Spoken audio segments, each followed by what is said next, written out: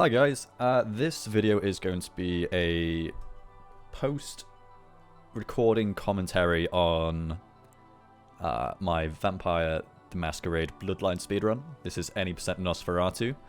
So this is going to be my official, quote-unquote, submission video for both GDQ and to the leaderboards. So, this run is extremely fun. I just got finished running this. I'm still kind of shaky from it because I was really excited to get a decent time. Spoiler alert, as you can probably tell by the title, this is, I think, a third place run. I wouldn't have put that in the title now. But it was like 36.08, I think it was, IGT. But then 38 minutes, 9 seconds RTA, so... as it stands at the moment, as of like recording this will be third place. Okay, so Vampire the Masquerade Bloodlines is a very, very fun RPG. I do recommend, if you haven't played it before or know anything about it, that you try it for yourself. Everyone in the community will say you should use the unofficial patch. Wesp5, I believe the person's name is. And I think there's a whole team behind these community patches that bring a lot of quality of life updates and bug fixes to this, honestly, quite a masterful role-playing game. You assume the role of I was about to say unkindled, I was going a bit Dark Souls there, of a fledgling vampire. You are embraced by some strange, you'd never get to meet your sire, and to put that into more layman's terms, you are a new vampire, and you don't know who it was that really turned you into a vampire. You never get to know them, other than you watch them be executed in front of you. Because the prince, which is sort of like the, if you think about him as like the boss, the big boss in the political sort of sphere, for like a certain city, the Camarilla and all that. Okay, so I'm just throwing gobbledygook at you. How about this? Let's talk about the run instead of the story. So the first, in fact, to be totally honest, a lot of this run is quite technical when it comes to skips. You can run this game without glitches if you like, and it will take considerably longer than an any percent run, as that might be the case for, most games where, glitchless versus get to the end of the game as fast as possible. It's quite a stark difference in most cases, but we went into the asylum, which is where we met Jeanette. Jeanette was the chick with the the runny makeup around her eyes and the blonde pigtails. Looks a lot like Harley Quinn. But does she? In fact, Jeanette was inspiration for the later designs of Harley Quinn, I believe in Arkham Knight, I think it was. That was where Harley Quinn started adopting this more sort of modern look of Harley Quinn that we've come to know. Anyway, fun factoid for you there. So this part of the game is, still very early on, but this is the Ocean House Hotel, which is it's a very spooky sort of part of the game. It's very fun. On my first playthrough, it scared the life out of me. I still remember going through it. I can't suggest this game enough. Like, if you like RPGs, you don't even necessarily have to know much about the World of Darkness, which is like the universe this is set in.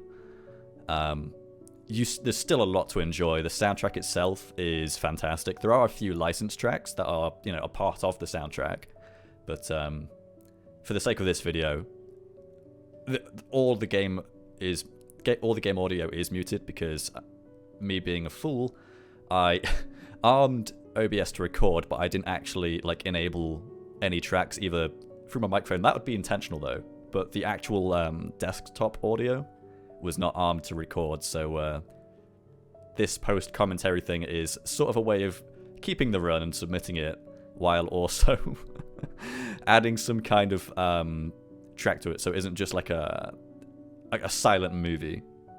Anyway, so this area is haunted.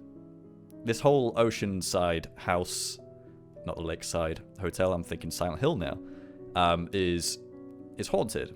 There's it's occupied by a victim and a killer. So this victim is killed by this killer, go figure, because they received I think it was like a pendant, which is what we've come to collect. That was misinterpreted as a gift from like an affair. So a lover kills their partner thinking they're cheating on them. Quite bleak, to say the least.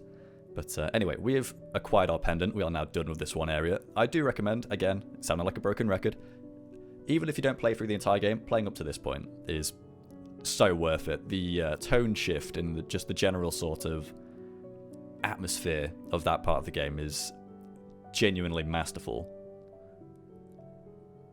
Very claustrophobic in that regard.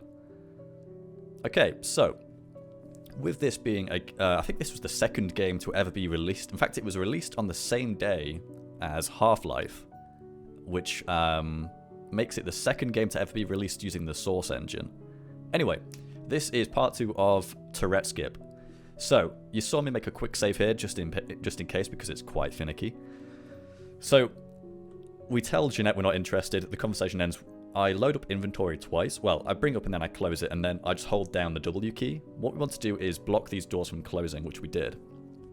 And then we triggered the elevator to go up, and now we're going to exit and re-enter Asylum, and what this is going to do is spawn in Therese. And in the top left, you're going to see some dialogue spawn that says, your city. And this is an argument between Therese and Jeanette. And these are characters that we're going to become very familiar with over the next couple of minutes of this run. So, we've got about 20-30 seconds to kill, whilst we just wait for the dialogue to advance to a point where we can actually proceed with the skip. There's a bit of a strange timing thing going on here where if you are too quick with clipping through the ceiling, which you're going to see in a second, then you get different dialogue options, which drastically slows down the speed you can get. So, in Vampire the Masquerade Bloodlines, you get different like conversation prompts, which you could expect from RPGs. If you're familiar with Fallout and how the speech perks and speech skills, they generally, the higher your speech skill, the better the likelihood you have of succeeding. Or if you have in Fallout 3, for example, the perk Child at Heart, you got like unique dialogue with the kids in Little Lamplight, I think it was called. This is very much the same thing as that. You invest EXP into conversational skills and personality traits like that, and you get different dialogue options. Go figure. So, in this case, blue dialogue options mean like persuasion. Green is to intimidate. Pink is to seduce, which you get from the subterfuge skill. And red is like using a discipline, which is like your clan's special ability. So the Nosferatu have potence, obfuscation, and and animalism. So they can spawn like creatures and spirit animals and things like that. It's very, very cool, very strong. There's one specific ability that the Nosferatu, they're not necessarily unique, but they are. There are some abilities that are like shared between different clans. But anyway, the animalism skill, we're going to be using that to perform some major skips in this game. The biggest sequence break in this game is about 26, 27 minutes into it. If you're going at my pace anyway, but you get to a place called Hollywood. I'm sure you've never heard of this place. And you want to essentially clip through Hollywood into the underground warrens. Anyway, we'll get to that when we get to that. At the moment, we are just talking to both Jeanette and Therese. Surprise, they're the same person. She is a Malkavian, and she has a split identity dissociative disorder, if I'm remembering right. Can't remember the exact terminology, but essentially, she is Malkavian. They're a bit insightful, as we'll say. Malkavians are quite known, or quite regarded for their unhinged sort of personas. So we've spoken to Jeanette and, well, I guess we'll just call her Tourette because that's her actual name. She's told us where this guy is, Bertram Tung. Now, he's a Nosferatu. Now, he was in hiding because he was hiding from from Tourette because they were having a bit of a feud. Now, we've been sent here to blow up the Sabat's warehouse. Now, the Sabat is sort of like a rogue kind of faction. They don't really like upholding the Masquerade, and the Masquerade exists to, you know, keep the existence of vampires and, you know, unlife away from everyday normal human beings. So what we're doing here is we are just going to quickly jump onto this bit of terrain here, and then onto this walkway. And we're going to be planting a bomb, blowing this place up, and leaving. Now, I mentioned this was on the Source engine. There's a bit of black magic happening with the frame limits on this game. So I have a hotkey, well, I have two hotkeys actually, bound to my mouse. So my page back mouse button is to limit the FPS to 60, and the page forward is to set the frame limit to unlocked, or 300 FPS as it is in the config file. Now what this does is it changes the behavior of how certain things behave. So at 60 frames per second, the actual like environments and doors, they sort of behave a lot more smoothly and reliably, and in some cases actually faster. But if you go above 60 FPS, so let's say you try opening a door at 280 FPS, right? It's going to open slowly, and you can get stuck inside the door. And that's happened to me so many times in runs, just not even thinking. And it's killed runs, and that makes me a very sad panda. Anyhow, we are about done with Santa Monica. This is going to be a gold split for me, because this is the fastest I've ever had. World record pace actually finishes Santa Monica in 9 minutes 10 seconds, I think, which is extremely impressive. But I'm still very, very new to the whole bunny hop movement, which is famous in Source engine games.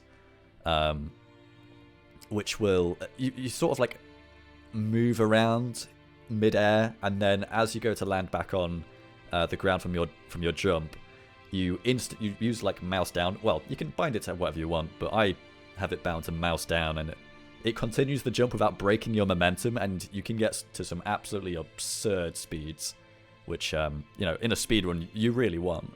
You want to be going fast.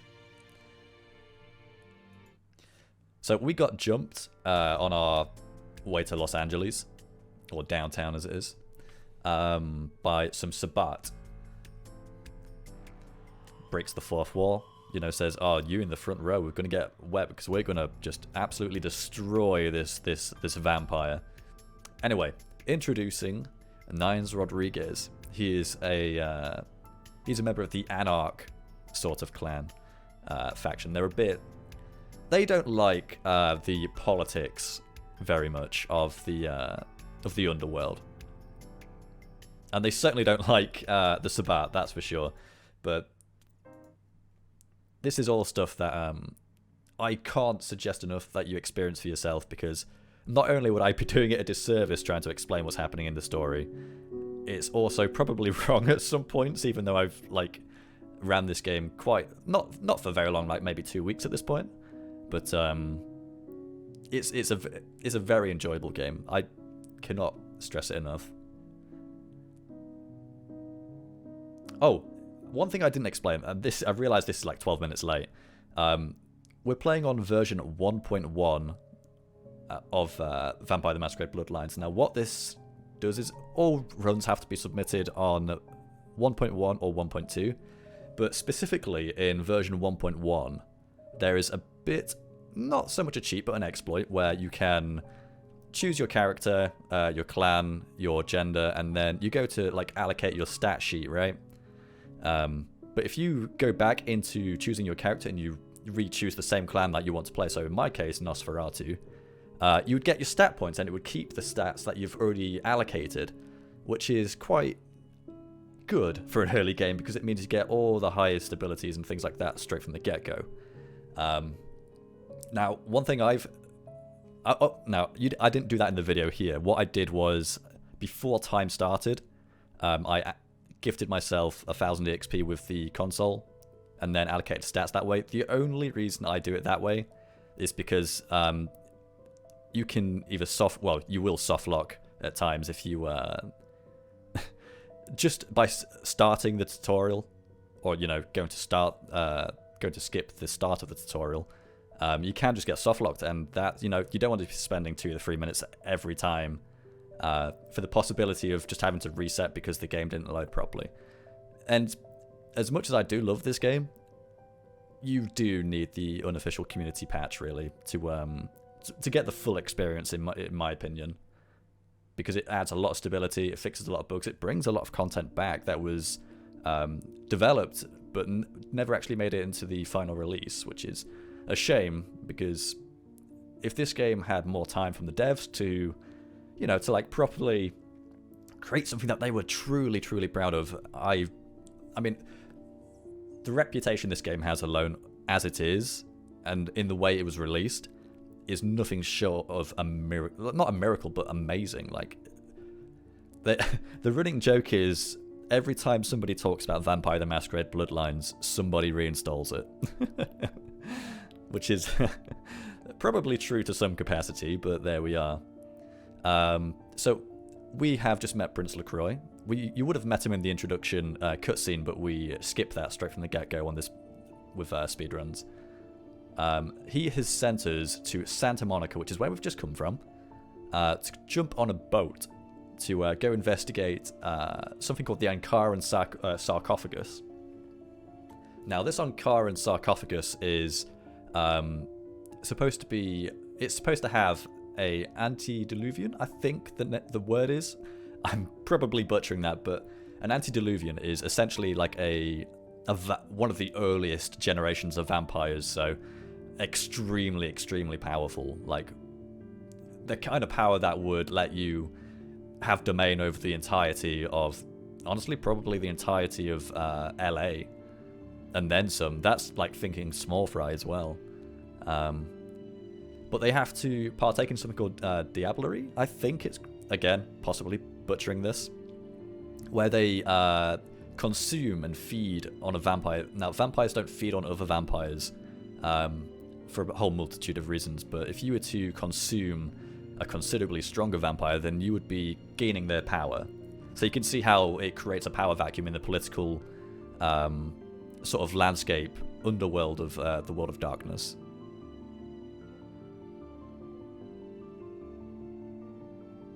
Okay, so we've investigated the Ankaran sarcophagus by looking at it. We have gathered the ship manifest, and we are done here. We are now going to return to Prince LaCroix, and we are going to say, hey, this is what we found, and he's going to send us to investigate another person called Grout. Now, Grout is a primogen, so he's sort of like the leader of his respective clan. So the primogens for each clan, right? We're going to meet the primogen for the Nosferatu later in the game. And if you remember me mentioning Jeanette, or Tourette as it is, that character that we met earlier in the run, she's Malkavian. Grout is the Malkavian primogen, so he's sort of like king of the Malkavians, as it were. And we're going to investigate his mansion and just try and find him, because we haven't heard from him in a while. And by we, I mean Prince LaCroix. No, there are other primogens that we will see in this upcoming cutscene, but I couldn't actually tell you all of their names because I've not explored all the different faction routes and the likes, but here we are. So, the cutscene with LaCroix that you're not going to have any audio with, but that guy with the fancy shades and the red coat, he's Tremere, I think. They're sort of like blood wizards. Very, very cool. Okay, so we inform LaCroix, and he's gonna be like, hey, you know what? I've got another task for you, buddy. Get going.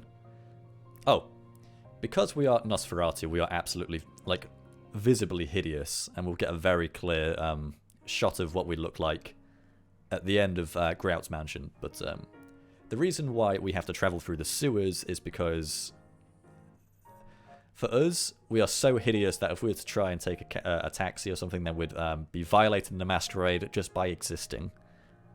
Because nothing so repulsive and ugly could possibly be human. I'm not joking. Okay, so we're now going through Grout Mansion. There is one ability that I like to use around this part of the game called Bloodsucker's Communion. Now, what this animalism ability does is send a swarm of birds to attack a target, and they will kill the target, and then the birds will return to you, and they will fetch you their blood, basically.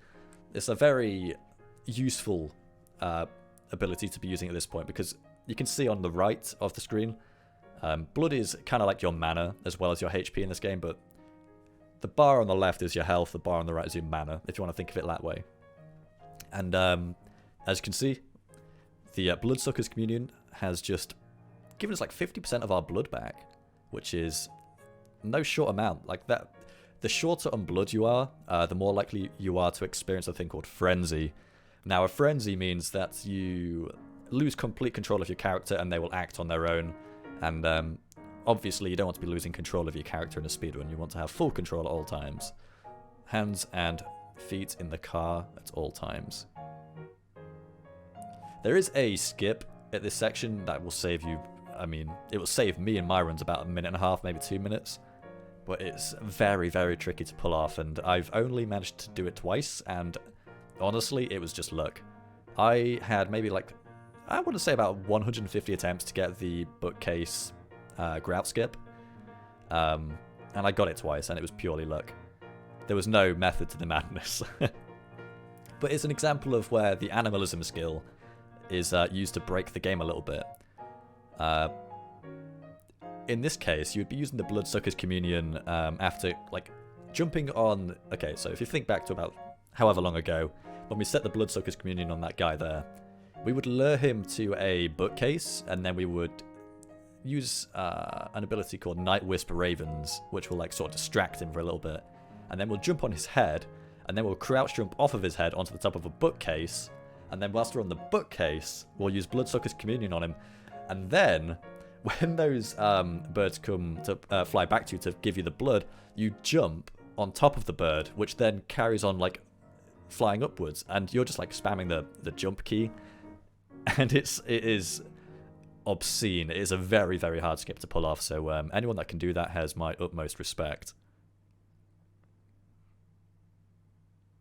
However, that doesn't mean I'm, patting myself on the back there. I've only done it twice. I don't think I'd be able to pull it off in a run. Not without most of the time risk squandering whatever run I've got. So in this case, I wouldn't want to try it just yet, because I know there's a lot of time save in the rest of the run for me. So there's no point in me trying to, go for gold on a very, very hard to pull off skip when I could just, stick to what I know and still save quite a considerable amount of time later in the game. Anyway, so we're about halfway through Grout Mansion now. Not much more to say. We're just going to continue on forward. We do like to use, well, I like to use Obfuscate for a whole lot of reasons. I don't like to try and draw too much aggro when I'm running around. Not because we're particularly weak, because, I mean, we're not. We're very, very strong. We've got a lot of endurance in our stamina stats, and I think I lose a bit of time here because I don't actually click the speaker, which, yeah, this cost me about like 10 seconds or so, if not more. Anyway, blimey. So yeah, we're coming up towards the end of Grout Mansion. We're gonna meet, well, we're gonna find Grout in a less than favourable state, which is sad to say. Spoiler alert, he's very much dead again. And then we're going to meet another character that we're not going to see for the rest of this run, but in a normal playthrough of this game, you will see them. And they're very strong to fight. So it's actually a really good thing we don't see them again, because I could not deal with that. So as we can see here, this is Alistair Grout, I believe his name is. He is the Primogen Malkavian. He has been staked through the heart and left for sunrise. And this is he's a vampire hunter. He's a part of a holy order. And he doesn't like vampires very much, which I think is quite rude. We're not doing, well, we're causing a little bit of harm, but I don't think he should really judge us for that. Anyhow, So, oh yeah, I botched this a little bit. I take a few hits here. Like, whenever you take a hit, you know, it will stagger you, and you don't want to be getting staggered because that will take time, and time is of utmost importance.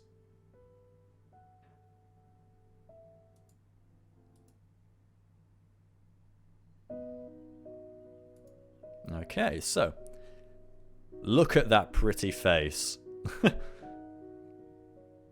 Absolutely hideous. Okay, so Prince LaCroix is going to have one more task for us with Los Angeles, and that will be to investigate where the Ankaran sarcophagus actually is in a museum. For whatever reason, it was moved there. Oh, he's also going to call on a hunt for a blood hunt for Nines Rodriguez, which is that guy that saved us earlier.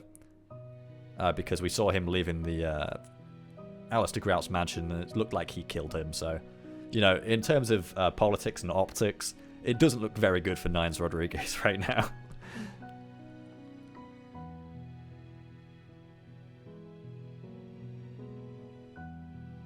Okay. This part of the run is not very long. This is the last sort of side quest that you have to do before we can actually get on with the main storyline. Not that this isn't main storyline, this is, you know, it is main plot. The Ankaran sarcophagus is like the biggest overarching story in Vampire the Masquerade Bloodlines, but yeah, it's about to get, if you think it's getting hectic or chaotic now, it is gonna ramp up like crazy. At least in terms of story. We're not going to really see most of it because we're skipping it, but we will soon be meeting our Primogen Nosferatu, gorgeous Gary Golden. The Nosferatu are all hideous, sadly. There is another character that another Nosferatu that sadly we don't get to meet in this run, called Imalia. Or Amalia, I'm not sure how it's actually pronounced, but she's a sassy Nosferatu. By the way, this guy that we saw earlier with the glasses, the werewolf dude, his name is Beckett. He's a bit of a researcher. He's sort of like he studies everything. He appears everywhere. Don't need to pay much mind to him. Just skip his conversation. He's not very interesting. In the context of this speedrun. Otherwise, I would say, yes, speak to him. He's very cool. Very much a lone wolf kind of... lone wolf. Ah, I'm funny. Okay, so we've informed Prince LaCroix that the Ankaran sarcophagus is stolen, and he suspects it's that gorgeous Gary Golden, the Primogen Nosferatu, has taken it. So, now what we're going to do is go to Hollywood, and possibly... I wouldn't say the hardest skip is coming up, but the biggest sequence break is coming up. So, we're going to take this path through the sewers, bunny hopping our way across, building up as much momentum as we can. And we're going to end up just outside the graveyard of Hollywood. And this is where we're going to have to do some trickery with Romero, who I believe is actually voiced by one of the devs.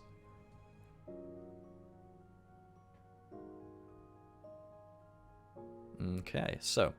move this out of the way, and we are now in the graveyard.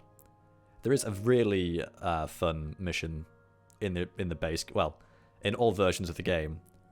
Sadly, we won't see it in this run, but you sort of defend the graveyard from zombies, from breaking out into the public, and it's really cool.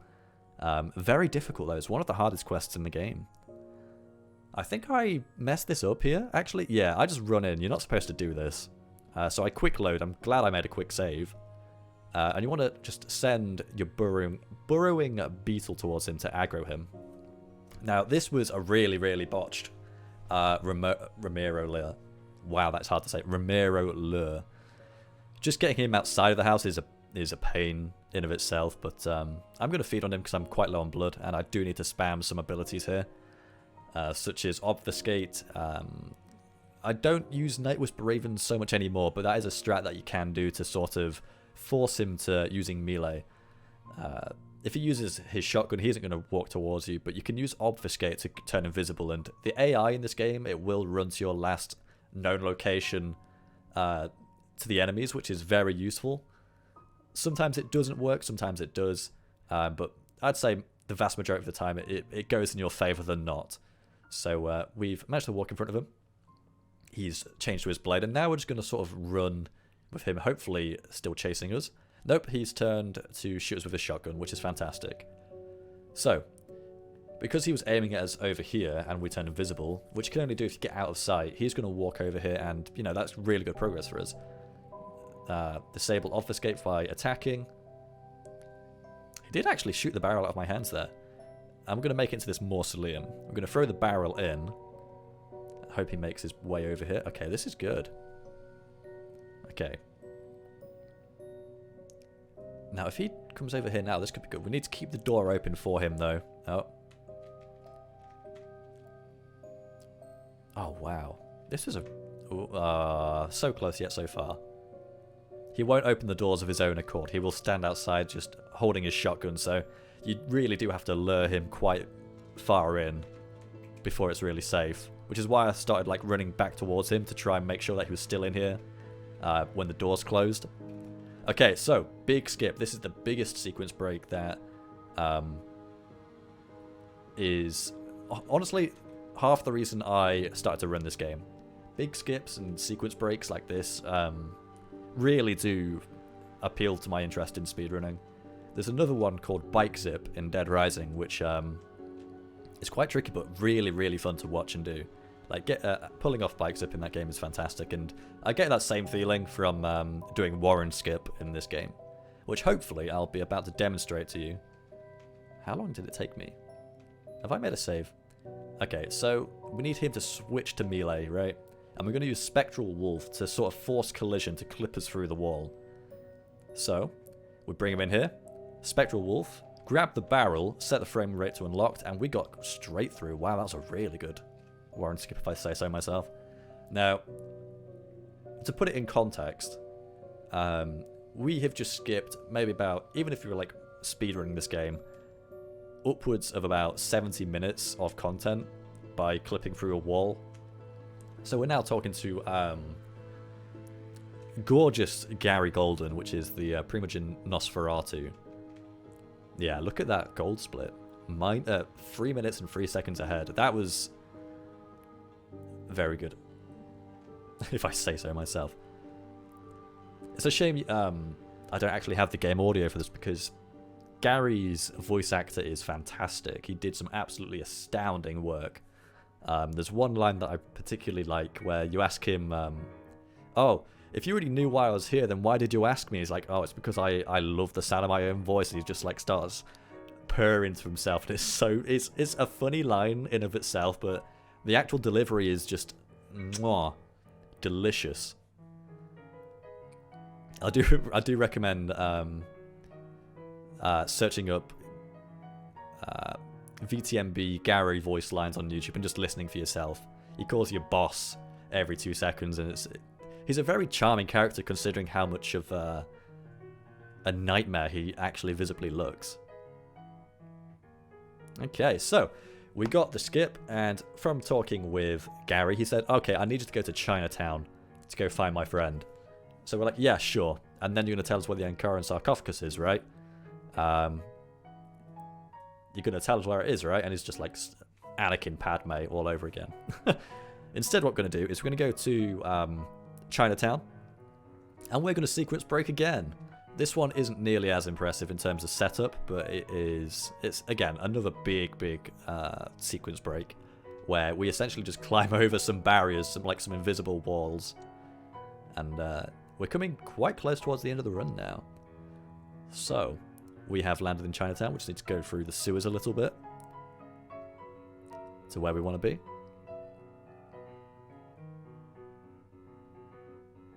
My bunny hopping could still be a lot better, but it's decent enough to the point where I'm still saving good time each time, which is nice. Okay, so we're in Chinatown. Now, the equivalent, leader, big boss of this of Chinatown is a person called Ming Zhao, and she is a part of the Kuei Jin. Now, the Kuei Jin aren't Canites. They aren't like the vampires that we can play as. They're quite different. But like they don't necessarily have to feed on human beings. They feed on what sustains them is conveniently found within blood, but it's not the primary source of their life force, basically. Now, this little section coming up is probably the last part of this run that can go wrong. So I'm quite low on blood here. I am going to feed on this guy here. We are obfuscated, so we haven't alerted anybody. Nobody's going to walk by and see us. And again, we're going to need blood for this upcoming fight, because it involves spamming one of our abilities, Burrowing Beetle, which is just basically like a point and click percent HP damage. I'm not sure if it is percent HP, but it feels like it. We picked up a bunch of blood packs on throughout the run, and we've been saving all of them for this upcoming fight. Now, I'm going to quick save and quick load so we can grab these little wall spikes traps that have happened and push them back in. Nothing like saying no to the ingenious designs of trapdoors into endless chasms of darkness and impalement. Okay, so pressure pads. We're going to drop the lockpick here, because that weighs as much as a adult Nosferatu. And then we go into this secret underground little area. Now, last puzzle of the game is we're going to find 4 Jade Statues, and we've got to place them on the pillars. And what that's going to do is teleport us to the final boss. We're going to kill this guy, take his katana, and set that to the first item slot. Jump over the trap pad. If you stand on that, it will instantly kill you. So I was really nervous at this point in the run. Jump over. So we've got the Jade Crane and the Jade Cat, I think it was. I wasn't actually paying attention. Do I feed here? No. Oh, wow. Do I really just ignore everyone? I guess so. Jump over here. Now, I thought I jumped too early, and I thought I was going to land on the pad. So I was, sucking air through my teeth at this point, thinking, oh no, I've just thrown a really good run. And the last time I quick saved, I believe, was just as we were doing the Warren skip, so it would basically be, it'd be rip. It would kill the run. So, Dragoon, Cat, Elephant, Crane, and this will teleport us to the fight with Ming Zhao. Now, my split here is 3-1-2-1-1-1-1-4-1 boom, which is the order of conversation prompts that I take with Ming Zhao, because it's the fastest way to get into the fight. At least I think so. So, this is going to transform into a hideous monster. I'm going to use Potence to help with our melee hits, and we're just going to spam Burrowing Beetle. This fight in, outside of this, is really, really hard. This took me about 40-50 minutes or so, and multiple attempts in my casual playthrough. But we do, thankfully, have a strat to make shorter work of her here. Okay, so that is Ming Zhao down. And now, there's a lot of theories around who this cab driver is, by the way. If you play a different clan, you'll have seen him a few times throughout your playthrough, but as a Nosferatu, this will be your first time meeting him. There is a lot of theory and genuinely good reason to believe that this cab driver is the father of all vampires. He is Cain. He is the original. He is the fallen. Okay, and that is time. We're going to see Prince LaCroix joyous and rapturous with us bringing the Ankara sarcophagus and the key to him. But it's not going to end the way that he thinks it will. He thinks he's just retrieved mass power, and that we've just granted him this fantastic bit of leverage to assert himself as, the guy, the vampire. So he's pondering about who's inside, and he's just, hyping himself up. He's his own biggest hype man.